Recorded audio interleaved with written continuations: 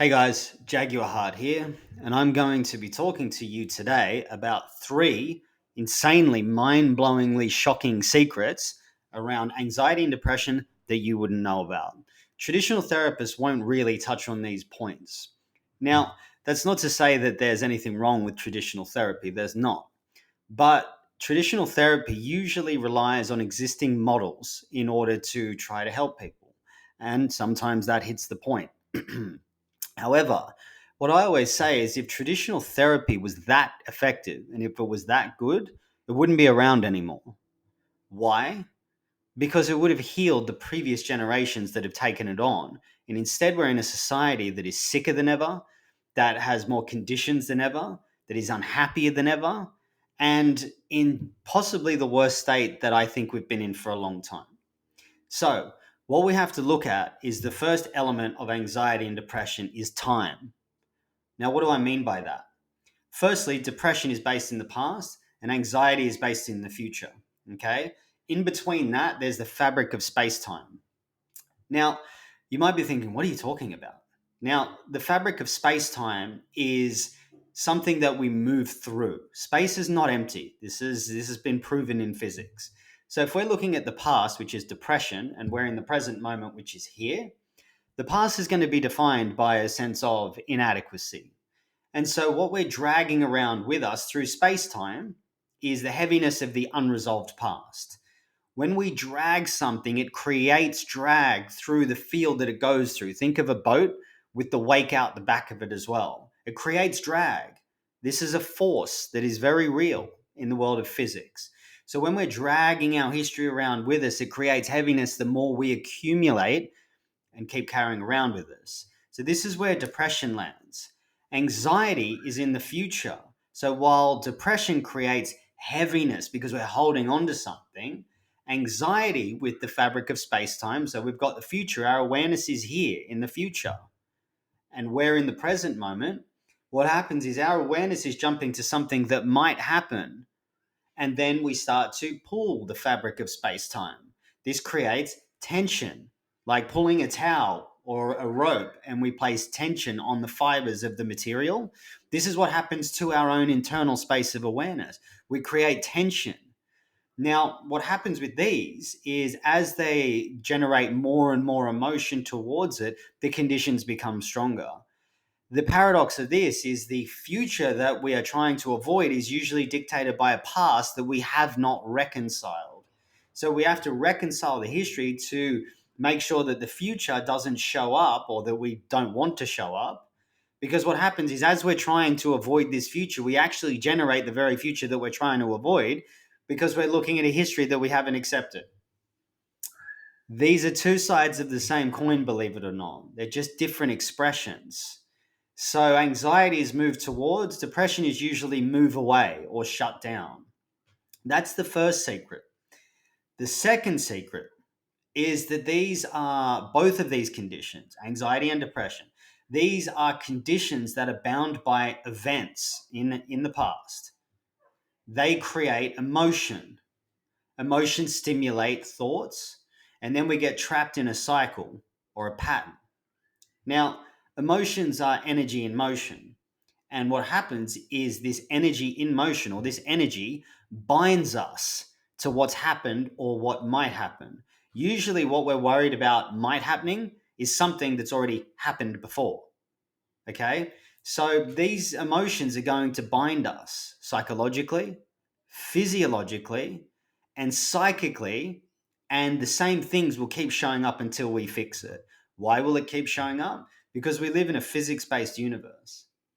Now, in physics, there's an area of magnetism and we attract things in. You could call it manifestation. People say they're not good at manifestation. Actually, everyone's manifesting all the time. You can't help but manifest. That is the law of vibration. And that's the world that we live in. And so, as we're angry at someone in the past or we're worried about something in the future, we bind ourselves like this to those events through the emotion, which generate the thought, which create the projection and the anticipation, which keeps collapsing into form the events that we don't want to happen anymore. But we keep reliving them in our mind again and again and again. Now, what happens with the past? Someone did us wrong, so we develop resentment. We did something wrong. So we develop regret. We keep reliving it over and over and over again. Then we want to avoid that in the future. So we develop fear of generating that same circumstance and that same event because we want to avoid the resentment or the regret that we're already living in anyway. This is why we don't get anywhere with it. So that's the secret number 2, which leads me to number 3, is this cycle that repeats becomes an addiction. That's right. You become addicted to anxiety and depression, even if you say that you don't want it. And I get it. I've been there. And this is why I went into these so deeply, because I needed to overcome it because I suffered from both at a very acute level for a long time. And it was until I freed myself from the prisons of the mind, which I'm going to be freeing you from in this workshop. What happened was I was just living as though it was normal. And now what happens is there are two emotions that really bind us to these two experiences.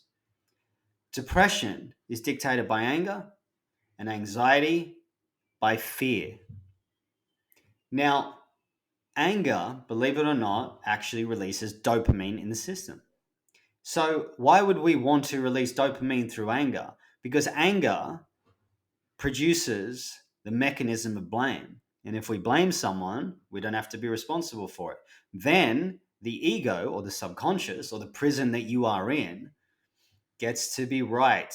And the ego's number one motivation, it wants to be right. It loves to be right. It loves to self-soothe and satisfy itself through making someone else wrong.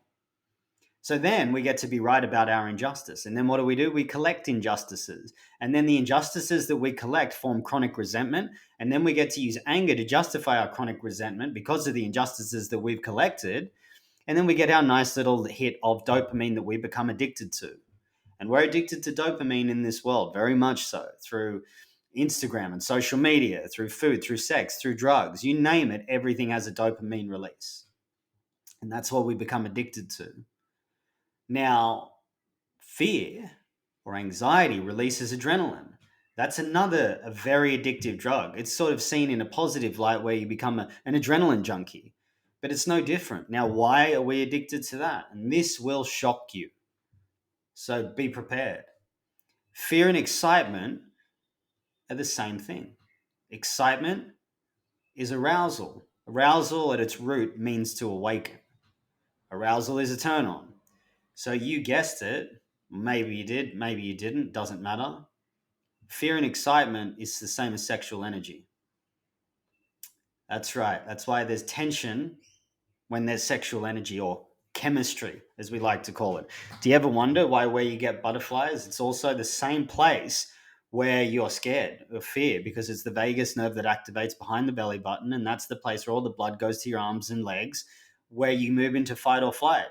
So when you meet the one, that's anxiety going off disguised as excitement.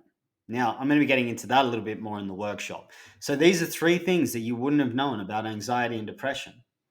And these 3 things are only a small insight into what I'm going to be teaching on the weekend. So the first workshop's going to be on the Saturday. That's anxiety. The second one is depression on the Sunday.